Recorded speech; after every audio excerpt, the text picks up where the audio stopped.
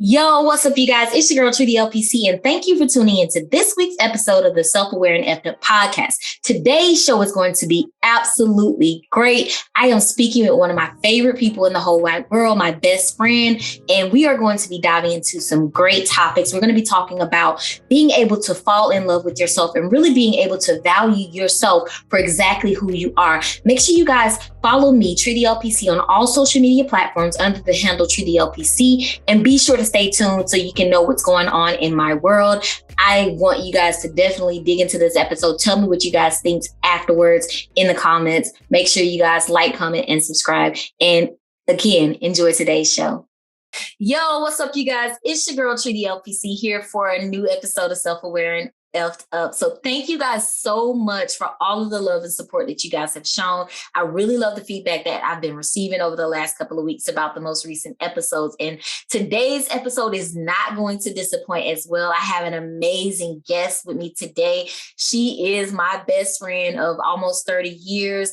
And she is going to be blessing you guys today, talking about self-love. It's something that a lot of us struggle with. A lot of times we really don't know how to get to that sweet spot of really being able to accept ourselves for who we are and really being able to come into the fullness of that. So Cassy Gates, she is from LaGrange, Georgia. She is a bartender. She owns her own company, Xtra Lush. So if you guys need her for any services, I'll have her share that information with you guys later. But she is a self-love promoter, a model. She does it all. And she is a person that has the absolute most beautiful spirit that I've ever met or seen in a person. So make sure you guys give a warm love to my friend, Cassy Gates. Cassy, welcome to the show. How you doing, girl? Thank you. I'm good. How are you today? I am doing fabulous. Great to be speaking with you. Great to have you on the show. I know that you were part of the show at the very beginning. Back in 2020, you came when we were doing face-to-face recordings, and we weren't able to release that in the way that I wanted it to, but I'm so glad that you came back today and you are here for episode 8. And I think you said it right before we started recording, new beginnings. And so it's absolutely amazing that you are blessing us tonight. And I just want you to start off by telling the audience a little bit about yourself. All right. I am Cassy. I am 39, almost 30. I can't believe it. Like she said, I'm a business owner. I own a bartending service. If you need me, holler at me. Hey. I also do plus size modeling. That's where a lot of my self-love started. Mm-hmm. I think that's about it. That gets it all for now. Okay, good deal. Well, thank you so much for sharing that. I mean, she's being pretty low key. She's done a lot, and being able to watch her over the years has just been amazing. I remember when she first started modeling, I'm like, girl, you better do it, because I ain't got that type of confidence in my life or whatever just yet. But I hope that she's able to share some tips with us on how she was able to reach that level of self-love, because I think it's something that we all need. So I wanted to just kind of ask you, how did you kind of get to this place? Have you ever struggled with loving yourself?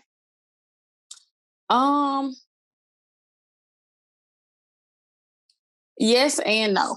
I'll say yes, because I was struggling without knowing that I was struggling. Okay. If that makes sense. No, can you break it down? Okay. When I was younger, I suffered from depression, not knowing that I suffered from depression. Mm-hmm. Nobody talked about it back then. In Black families, you don't talk about it. Yeah. But because I was struggling from depression, I started drinking at an early age. Okay. I was up and down with weight gain and weight loss and all of that. And that's probably because I was trying to eat my life away, or sleep my life away, or just, I don't care about anything, I'm young and don't care about nothing. So that kind of tells something, when you're younger. You don't think about those things until you get older. Right. So you feel like you were self-medicating previously? Yeah. Okay. Yeah, I was trying. I started trying weed and smoking cigarettes. I didn't like that. Definitely I was like, understand what is the hype? I was like, what is the hype? But yeah, I was trying to self-medicate, not even realizing, you know. Gotcha. Yeah. I mean, it can be tough. I definitely can relate to being in that space myself, like at a very young age, like not like young, like underage. Well, yeah, I guess underage, but I'm telling all my business. But Hey, I definitely we here to tell it remember, all. right? I'm definitely self-aware and effed up, you know. So I mean, it's interesting, like thinking back to that time period where, yeah, I would definitely say self-medication was a big part of really getting to understand those parts of myself that I was running from. So I can get that. So how were you able to go from this place of self-medicating and not necessarily knowing that that's what it was to being on this journey of self-love and really being able to embrace who you are? I think what helped me is when I went through a breakup in my like mid-20s. Okay. I did everything in my power to make this man, not everything like some of these crazy people get up. I ain't gonna say I'm not crazy, but I'm just saying. We know you crazy. But, you know, basically begging somebody to stay with me. But why? Why did I do that? Why did I do that? Because I'm the prize. Right. Okay. Yeah. And at a moment I had that aha moment. And then after that aha moment, it was like, it's up and it's stuck now. Okay, up and stuck. Yeah. Okay, so what happened was I lost weight. Once I lost weight, people were telling me, "Oh, you look so good. You lost all this weight." And I was like, you really can't see it. So I was like, let me do some pictures. Let me see. Okay. Once I looked at those pictures, I was like, oh, okay. Okay. Okay, girl. So that really helped me start modeling. Because the guy that was taking my pictures, he was like, you really should get into this. Never once had I ever thought about doing it. Wow. Yeah. So, but that's what helped me get into modeling. Once I saw, hey, I can do this like the skinny girls. Like I wasn't skinny when I lost weight. I was just a smaller version of me.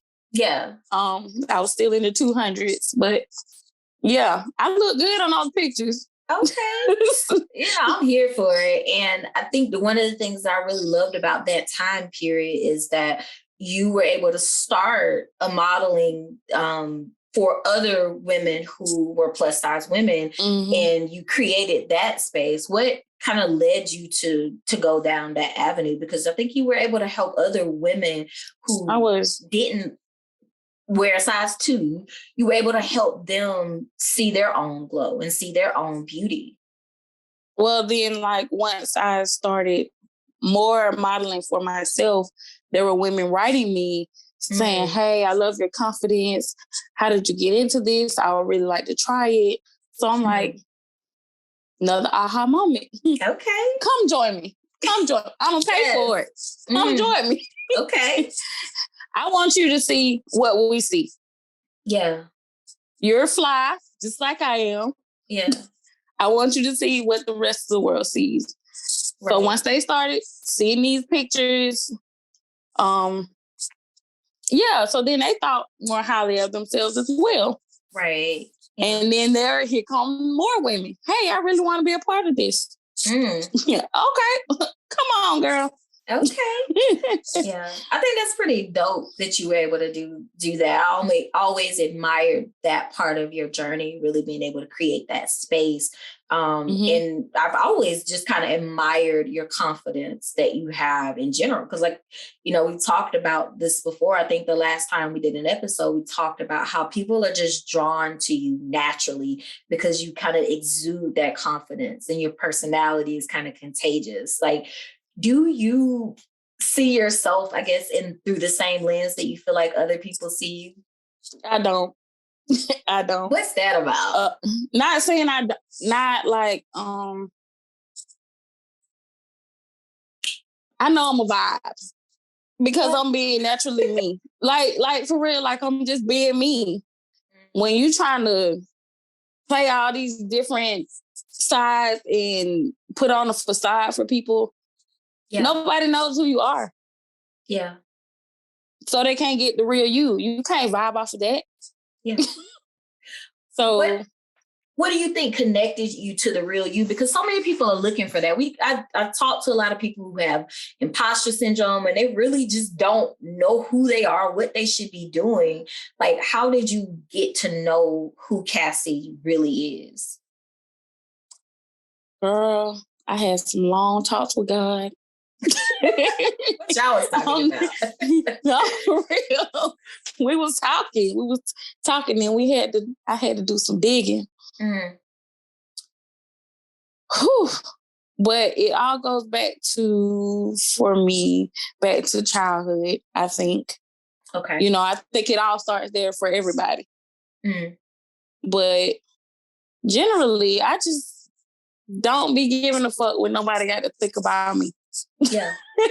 But, I mean, that's rare in a world where so much of what we do and what we say is filtered through social media. Like, social media has really fucked the game up when it really comes to people and their value of themselves. Like, if you don't have likes, if you don't have comments, like if you are not in a certain, level on social media, a lot of people take that and they really get it mixed up with real life. But you're saying you were able to just find that within yourself and not necessarily looking for it externally. And that's because I know that Facebook is a facade.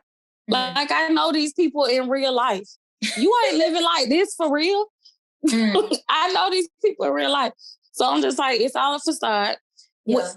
But there are times when I find myself going in too deep. You know what I'm saying? And so during those times when I'm going in too deep on social media, I'll delete all my apps. Because, okay, take a break, girl. You're doing too much. So when you say going in too deep, what does that mean? Because I know you'll like straight go ghost and, just take everything down. Can't nobody reach you. But how do you know when you're in too deep? When I see... when I see people posting a lot of fake shit, that bothers me. A bunch of negative shit, that bothers me. It's time for me to go. I'll be back in a little while. Give me about 3 to 6 months, but I'll be back. I know y'all still gonna be doing the same old shit, but I'll be ready again. So it's usually other people seeing what they do that impacts whether or not you make that decision. Because you said in too deep, that kind of, I don't know, I read that a little bit differently, I guess. Or I'll be like, oh, well, she's taking a lot of vacations. She got a lot of time. I don't never have no time off from work. You know what I'm saying? I'm like, okay, you're doing too much now. You're reading too far into it. You're an adult. You have to work. You do get time off. You know what I'm saying? Yeah, I was gonna say, don't look at my social media then, because you'll always be mad. No, I ain't never mad at you. Live your life. I'm not mad at the people. I'm just saying, like, it's just me. When you get in your own head. Yeah. Gotcha. So, I mean, I think it's really good that you're self-aware enough to know when you need to take those breaks. Because, my breaks be like 2-3 days because I got a problem child. I need to just delete everything, but I can't. But I think it's really good that you recognize that and you take those breaks when you need it. So I know that you said you got to that place of being able to be authentic with yourself and love yourself after you realize, I'm the shit. After your relationship and you saw, you tried to be everything to a person. And I know a lot of women struggle with that. They struggle with trying to align themselves to look a certain way for a man and really kind of lose their value. And I know I've lost my self-worth within a relationship. So when someone loses their self-worth, what are some things that you feel like you did that maybe they could do to help them ground themselves and get to a place of self-love? I started working out, which is really good for your mental, really. Mm-hmm. While I was working out, I was talking to God. Okay. Oh, you can talk to the universe or whoever you talk to. Talk to all of them. Yeah, talk to all of them. Mm-hmm. Talk to all the people in your head, whatever. But whatever you got on your mind, it's essential that you get it out. Yeah. However, I do encourage counseling. Because talking to your friends ain't always it. Okay. Because one friend will tell another friend and tell another friend and tell another friend. And then by the time I get down there, it's another story. Right. Yeah. So speaking of counseling, I mean, I know obviously, I go to counseling every week and I talk about it a lot. What has your counseling experience been like? Like, have you said you encourage other people to do it. Is that something that you do or something that you've experienced? I've experienced it. I stopped for a while. But I do plan on starting back. Okay. Soon. So what was it like? I mean, because you say like, oh, it's different from, talking to your friends and the friends might tell you business. Like, what was your counseling experience like? My counseling experience was very good to me. It's good to my soul. She prayed at the beginning and the end of our session. She asked, "Can I pray with you?" And yes, she can. Okay. Pray with me, for me, around me, whatever. Okay. So I touch and agree. Was she a Christian counselor? Because I know that's not traditional. So I'm gonna scare people who are listening, like, they're gonna make me pray if I this is a Christian-based business. Okay, gotcha. Yeah. So, and then we just got into it, start from childhood and work your way up. Mm-hmm. Yeah. But she generally wants to know, like, the root, like where it all started at. Mm-hmm. So what was the root? So I just talked about my childhood, and then I get to the point where the depression starts. Yeah. Which is the day after my 8th birthday, when my adoptive mom died. And she told me, and I never knew, that I've been depressed since that day. Yeah. I never knew it. Wow. Yeah. Because I told her, I slept a lot as a kid. I even went to my parents and said, "Hey, I think I need counseling." Okay. And they were like, yeah. Black parents. Yeah, I mean, at that time, you got to think about the time frame that was in 90s. I don't even know how accessible counseling was. I mean, obviously it was out there, but I don't know how accessible it was. But it was definitely something that Black people didn't necessarily take their kids to do. Now, it's rare that I run into someone who hasn't experienced counseling, even if it was just 1 or 2 sessions as a kid, for something that happened. So the main thing is being able to, to listen to your kids. If you have children, like just listening to them and knowing that if someone is coming and saying, "Hey, I think I need counseling," that's probably something you need to take seriously. But for you, with your experience, you recognize later in life that you were depressed. How do you deal with your depression now? Because, sometimes it comes, sometimes it goes. What does your experience now look like with you not being in therapy right now? Right. So when I recognize it, I start thinking like, I try to start thinking positive thoughts. Okay.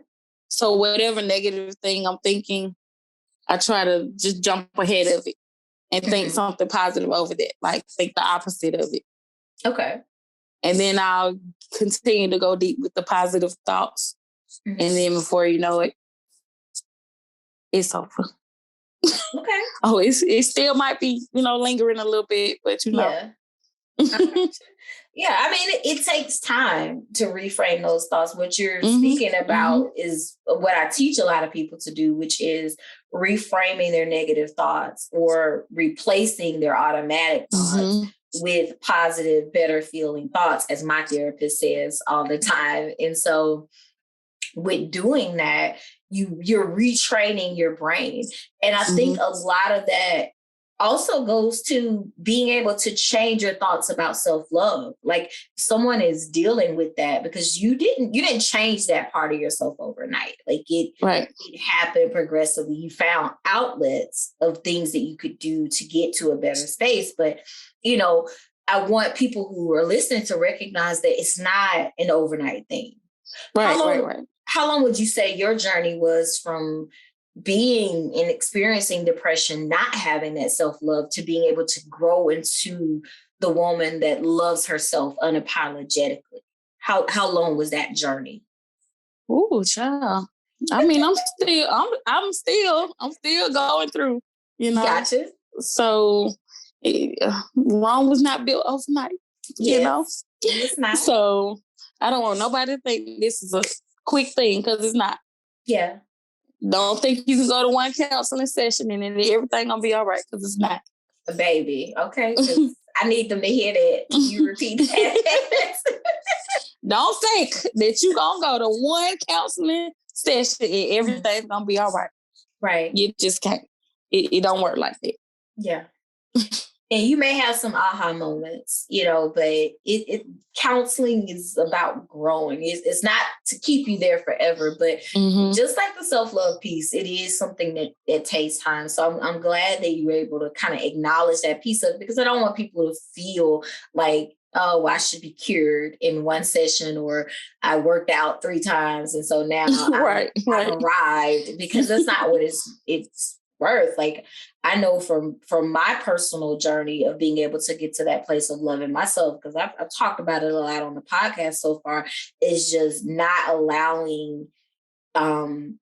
people to get in my head, really being able to assess, like, yeah, I am kind of a big deal. Like, I'm not, snooty or anything like that. I'm very down to earth, but I'm kind of a big deal when it comes to what I've been able to accomplish over the last 17 years or whatever. And you wouldn't know that unless you knew me, but I had to start seeing my own value and seeing my own worth over time. I could have never did this show like 7 years ago, 6 years ago, because I don't think I had the confidence to do it or whatever. I don't think I had arrived at that place of being like, I am an expert in my field and I can be confident in that and then not be arrogant. It's like, I want to help people and that's okay. But I had to first help myself.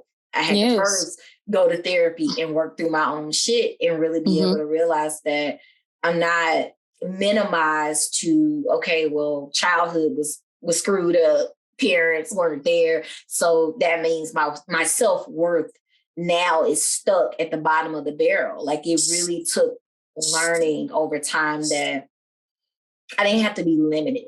And I talked a lot about being unapologetic, that being my word for the year, and not being held back by fear.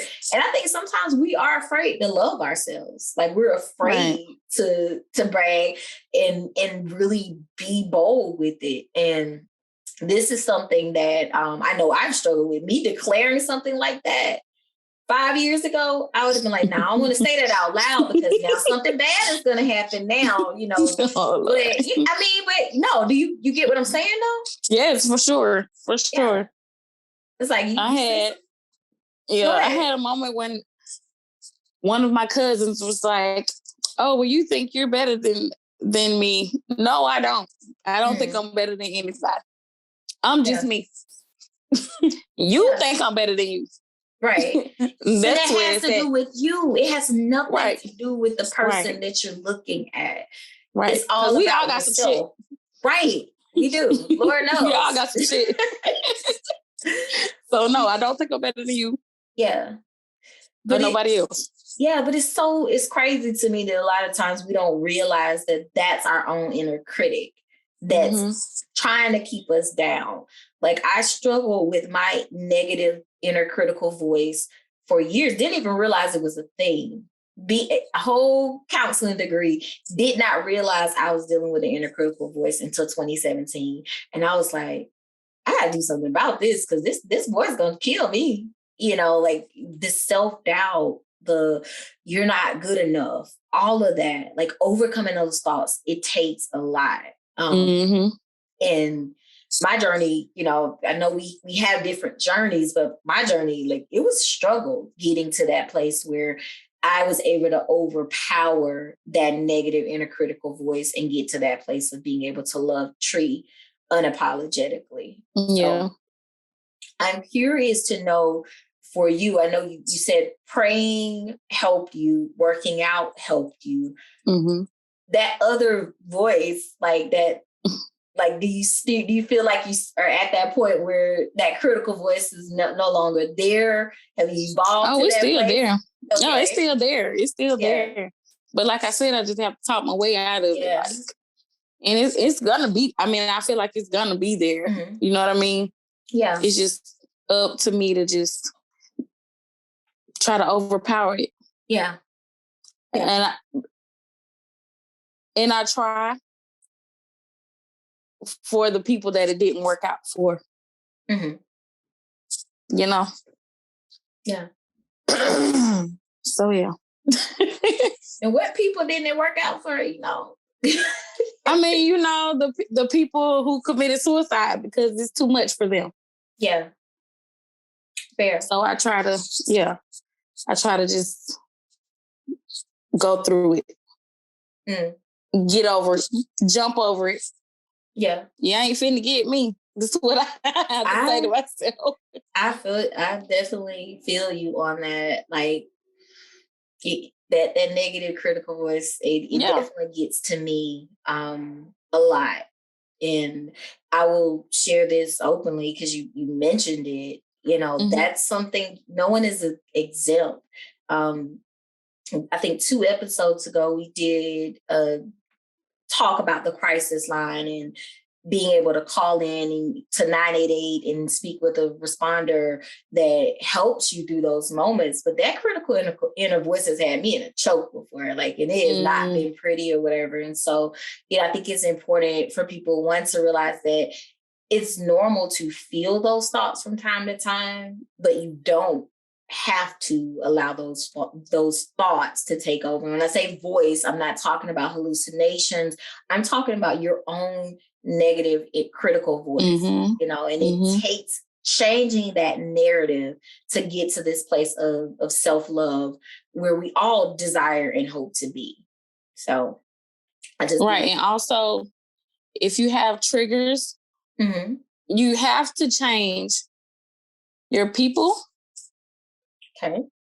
your places, and your things.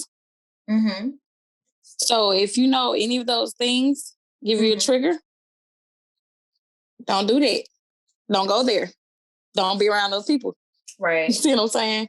Yeah. I mean, I know I was at a point, and I talked about this today too, where I didn't want to be alone. I have abandonment issues. Yeah. So I was at a point where I didn't want to be alone. So like I said before, I basically begged this man not to leave me or whatever. But I got to the point where I'm just like, okay, if you want to leave, leave. Because, I'm the shit. Gotcha. But whenever I did walk away from that situation, I came up so much. Yeah. Got a new car, got a new place. Hey. I just came up. He was really literally weighing me down. Yeah. Well, we don't recognize that, especially when, again, the abandonment piece of it. I've been in your shoes as well in terms of that feeling of not wanting someone to leave because I didn't see my own worth or whatever. The situation with previous relationships. Won't disclose this person's name because I'm not trying to get sued. But being in that situation and being talked down to and really losing all of my self-worth and having to come back from nothing. And, then having other relationships that failed and relationships where I was kind of told I wasn't good enough. And that was a lot to overcome to get back to that place of realizing, okay, you're lost. Like, okay. Right. Like you said earlier, I'm a vibe. I'm not really a vibe. But yes, you are. Yes, you are. Yes, you are. Yes, you are. So I'm just like, we all have to get to that place where we really just kind of view ourselves through the lens that, the universe or our creator, or, if you're agnostic, atheist, whatever, viewing yourself through a positive lens. We have to get to that point where we're able to see ourselves for who we are and be unapologetic about just being uniquely ourselves. But a lot of that is overcoming that critical inner voice, really being able to reframe those thoughts around how we see ourselves and just looking in the mirror and reminding yourself, look at me. What? Like, why wouldn't people want to be around? Right. But it does take a lot. So is there anything else that you want to share for people who may be struggling with loving themselves or being the best version of themselves?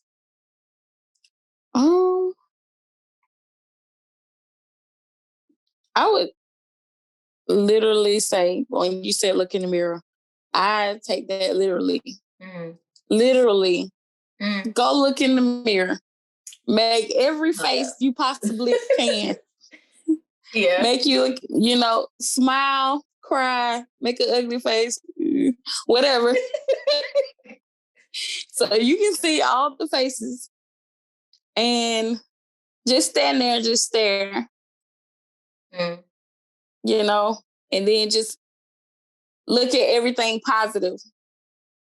Yeah. Like, oh, I like the shape of my eyes. Oh, look at my nose. It's a cute little nose. You know what I'm saying? Be positive about it, Yeah. You're like, I got it. Never mind, I'm not going to go there. But yeah. What was you about to say? Just go there. I ain't saying it. We're going to all be wondering what were you about to say, Okay. Well, I don't want to say it because, no. Okay. It's fucked up. That's what we here for. We self-aware and fucked up over here. But, all right, we'll move on. But I definitely appreciate you sharing those things. And I definitely like, looking in the mirror. You're not going to like everything that you see. Right. That's why I said make every face. Yeah, I'll be like, okay, let me see what's going on today or whatever, And I'm not big. I know a lot of women specifically, men do, surgeries, cosmetic surgery as well. I know a lot of times I'm not a body shamer. I'm all, about you being happy with what you see. So if that's what you need to do it. But I also recommend getting a counselor as well, because it may not necessarily be, oh, I want this BBL so that I can do this. It could be, I want this BBL because I want this attention, or that I want this BBL, or I want lipo because I have body dysmorphic disorder. So just learning to love who you are. And if there are things that you want to do to enhance who you are and what you see on the outside, I recommend strongly getting with a counselor and having them work through those things with you, because there's nothing wrong with doing what you feel and doing what makes you happy, but it needs to be healthy choices. And you definitely need someone to walk with you through that.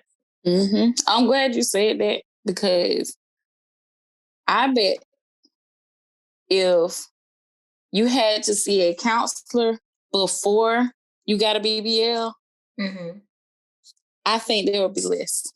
Yeah. Like if it was required for you to do counseling for, let's say, 6 weeks. Yeah. There would be less BBLs. Yeah. Because why are you doing what is your purpose in doing it? Right. Yeah, that would definitely be a thing. And the thing is, you have to have it if you are someone who identifies as trans. You know, you have to see a therapist, you have to get a note, you have to see a doctor, you have to get a note, you know, but when it comes to making some of those changes that are that drastic, you know, there's no requirement there. And I mean, I'm sure that Dr. Whomever, again, not trying to get sued, so not saying names, but I'm sure that, you know, if that were a requirement, he would have a lot less business, definitely. But the main thing is love yourself. Figure out if there's something that's going on with you that you don't like about yourself. See someone, work through it before making those type of decisions, you know, about yourself and about your body, because I know plenty of people who have gotten them and had to go back and, you know, get it done again, because if you don't maintain your weight and you don't do what you need to do to maintain it, it's not going to last anyway, you know, but beauty fades. It's all about loving what's on the inside of you. Yeah. And I heard a doctor say that is the most dangerous plastic surgery to get. Well, that's why I'm not going to be getting it, but I mean, you know. Me neither. I get a little lipo in the future, but that's just neither here nor there. See what they're looking like, you know, when that 40th roll around. But nevertheless, thank you so much for your time. Like, I really appreciate you taking the time out of your day. You know, you're a whole vibe. You know, I love you to life. And so I definitely appreciate I definitely appreciate you taking time out of your schedule to chat with me and to be able to help our listeners move towards their journey of self-love. So how can people connect with you? How can they connect with you, whether it's social media? How can they use your services, your bartending services? How can they do those things? Okay, if I'm on social media, which I am right now, so you can reach out to me at on Facebook, I'm Cassy Gates, CassyGates. On Instagram, I am Bountiful Beauty, BOUNTIFUL 01. Okay. And yeah, so either one of those things you can reach out to me on. If you have any questions about this podcast, you can reach out to me. I promise you, I'll hit you back. Okay. Celebrity status. That's what I'm talking about. Do it. Yes. And if you need my bartending services, you can call me or text me at 678-365-1444. All right. She put her whole number out there. Kind of hard to follow that up. But thank you so much. But thank you so much for taking the time out to bless us. Make sure you guys connect with Cassy. Like I said, she is a beautiful, dope person, and to know her is definitely to love her. Make sure you guys also follow me, Treaty LPC, on all social media platforms under the handle Treaty LPC, or visit the Unique Destiny website at uniquedestiny.org. I am so happy for you guys to be able to listen to this episode. Please let me know what you guys think in the comments. If you're watching this on YouTube, make sure you guys like, comment, and subscribe. Hope you guys take care of yourselves. Have a great rest of your day. Peace and love.